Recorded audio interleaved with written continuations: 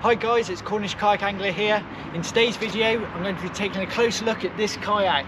It's the Tarpon 120E from Wilderness Systems. I'm going to be taking a close look at its design and its features and the reason why it's one of the most popular kayaks out there for general coastal paddling and for a spot of fishing as well.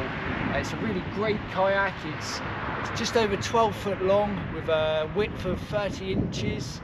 And it weighs about 63 pounds, 29 kilos, so it's fairly manageable to lift, not too difficult to get on top of a car roof rack. And it's got a carrying capacity of about 160 kilos, and with carrying capacity that's at its very maximum of what it can take. I would suggest this kayak good for paddlers up to about 110 kilos or so that's around 17-18 stone. And at that weight it would still remain a comfortable kayak to paddle and not feel too tippy. So yeah, it's really great size, good all-round size for general coastal paddling, also paddling on inshore waters, inland waters as well.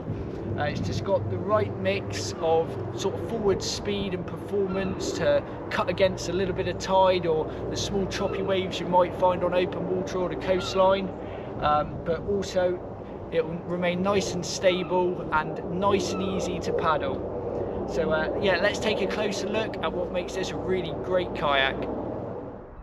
Okay, so starting at the bow of the kayak, you can see it's got a fairly sharp bow design. So this is going to cut through the water pretty well, and it's got quite a nice smoothly flared bow. The way it kicks up there at the front, that will help deflect small waves away, stop them splashing over the top of the kayak. But yeah, that allows the kayak to cut pretty well through the general coastal conditions, especially what we get here in the UK. You can also see there on the front we've got a nice rubberized bow handle to grip hold of the kayak when we're carrying it. Moving back, you can see here there's a bungee with a sort of rubber washer attached to it. Now what that's used for is to tuck your paddle blade under. It just tucks under there. If you need to quickly put your paddle out the way for whatever reason, it might be you're fishing, trolling a lure along and a fish takes the bait, you can quickly shove your paddle straight under there. Or it might just be when you're paddling with friends and you just need to stop for a little while, you can tuck the blade under there. Going back, we come to this big oval hatch. It's an easy open Orbix hatch. It's got a fairly good seal. It opens up, sort of tethered on a hinge there so it can't go falling right over. It's a pretty decent sealing hatch. These have been improved in the last few years. I think they upgraded the hatches on the Tarpons in about 2018, 2019 to be even more waterproof. And yeah, there's a nice deep lip in here around the edge where this ridge of the hatch lid sits into, and it creates a really good seal. So in here you can store plenty of gear. It might be a small fold-up trolley or some dry bag full of kit, but yeah, good place to store plenty of kit. Can fit in there the Railblazer Sea Tug quite easily. It's a really popular trolley that can be used with this kayak. Yeah, that just closes down there with a good push, and by locking the levers out, that's secure. So moving back, we come to the main cockpit and the footwell of the kayak, and here we can see some footrests. Now these are nice, easy, adjustable footrest, quick and easy to adjust just with the lever on the back there, and that allows you to get your legs into a nice comfortable position for paddling, and allows users of various heights to use this kayak.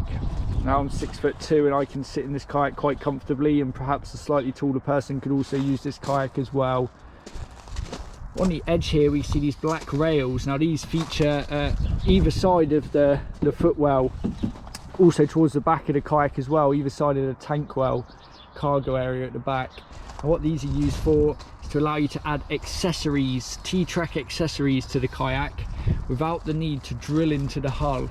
So they're really useful if you want to add things like, say, a camera mount or rod holders for fishing. So they just fit and slide straight into the track system there, and there's various ones and the accessories available, from companies such as Railblazer or Ram Mount, Scotty, they also make a range of accessories with T-track fittings. So yeah, quite a handy feature there.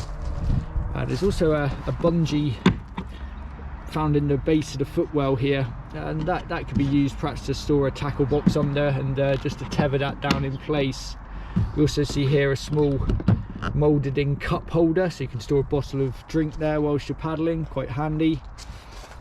And there's some scupper holes here at the ends of the footwell as well, and these allow water to drain from the kayak. Say should some water come over the side, a small wave, or you know there's drips off your paddle, it just allows the water to self drain away. It automatically drains the deck. A few more scupper holes here and at other locations on the kayak. So moving back slightly, come to another hatch in front of the seat, so that opens up the same way as the front hatch did with this lever mechanism. It's a good tight seal. Opens up to another storage hatch. Now that one's nice and easy to access whilst you're paddling, so you could store some small items in there to access whilst on the water. That one closes in the same way and locks in place.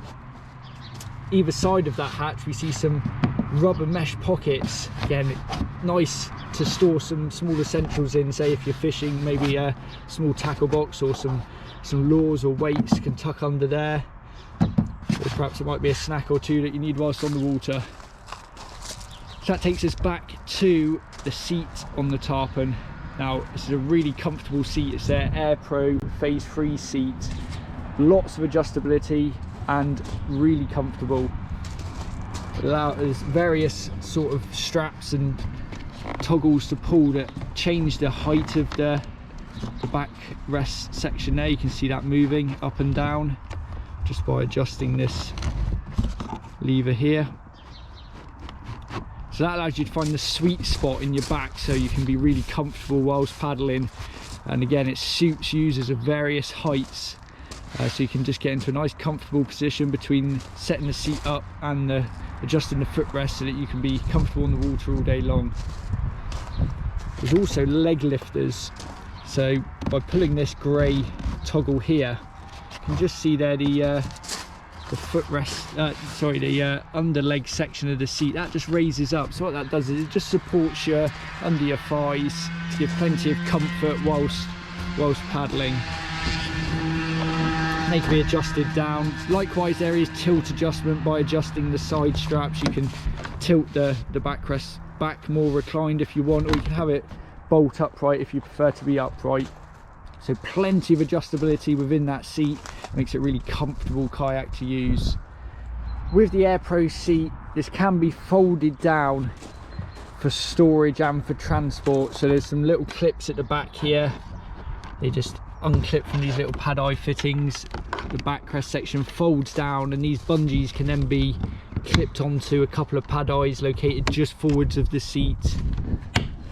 So in that position there, the backrest, it's nice and level and flush with the kayak, so you can get it onto a roof rack without this interfering, and it makes it smaller and more compact for storage. Either side, at the midship of the kayak, we see two more carry handles. Again, these are great right at the center weight of the kayak, makes it nice and easy to pick the kayak up and get it up onto a roof rack. It's nicely balanced in that position, and at 29 kilos, about 63 pounds, it's not too heavy to lift this kayak. It can be managed by one person, or if there's two people, it makes it a lot easier. You can grab either end. But incorporated into handles, there are two bungee paddle holders. So in here you can lay your paddle alongside and just run that bungee over into the little clip, and it will hold your paddle alongside the kayak. So great if you are stopping for maybe a spot to eat, a spot food, or maybe you're into a bit of fishing. You can store your paddle whilst having a fish. So moving back, we get to the rear cargo area of the kayak. So here there's plenty of space, loads of room to store perhaps a crate full of gear if you're fishing, or you can store a big dry bag here with plenty of kit. Or if you've got a young one in tow, they could always jump in the back and come along for a short ride as well. There's quite a good bit of space there. plenty of room either side of the tank bar. There are molded in sort of areas here where you can fit flush mounted rod holders, and in a video soon I'll be showing how to rig this kayak up into a fishing kayak, so I'll go over those bits there in more detail. Again, we find more slide tracks here. Great place to mount more accessories. You might want a camera arm behind the seat to look over the kayak and film you whilst you're paddling or fishing away, so they're really handy there. And fitted to the tracks are some bungee tethers, and you can see some crisscross bungees here at the back. Again, great if you need to wedge a crate or a big bag full of kit underneath there. So yeah, moving back, we can find another handle here. There's another grab handle, again useful for carrying the kayak. Also see some molded in brass inserts run along the kayak here on this side. Now they are used if you end up installing a rudder to this kayak, so this kayak is rudder ready. If we go to the very stern of the kayak, we see two more brass molded inserts on the back here, and some molded in recesses and a groove in the stern there, so that those bits are all used if you end up retrofitting a rudder kit to this kayak. So you can buy a rudder, and that will improve the performance of this kayak, especially in particularly windy conditions. And as with pretty much every sit on top kayak out there, you'll also find a drain bung should any water find its way into the kayak. You often can be out and there'll be half a cup of water in the kayak if you've been out for a day.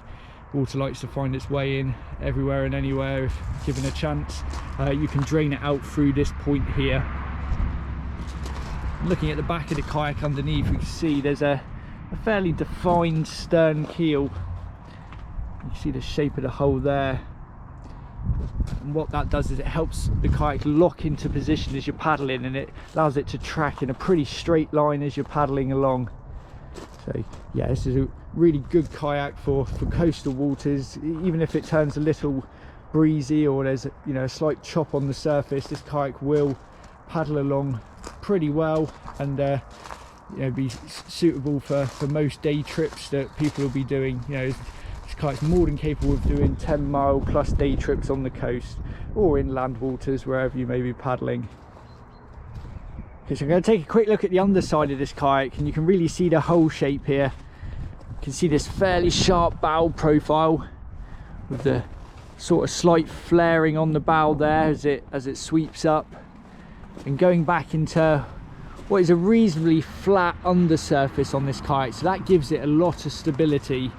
We can see two tracking channels which run down sort of at least 2/3 of the length of the kayak, and they will help the kayak track in a straight line. So they provide some resistance to the kayak turning off its sort of straight course. So yeah, they help keep you paddling in a straight line. We can see here the scupper holes on the kayak which allow the water to drain out. Going back to the stern keel there, which I mentioned, you see that's fairly defined there, so that helps the kayak lock into position as you're paddling into a straight line, prevent it being blown off course. It provides lateral resistance to stop it being pushed off, be it by the wind or the current.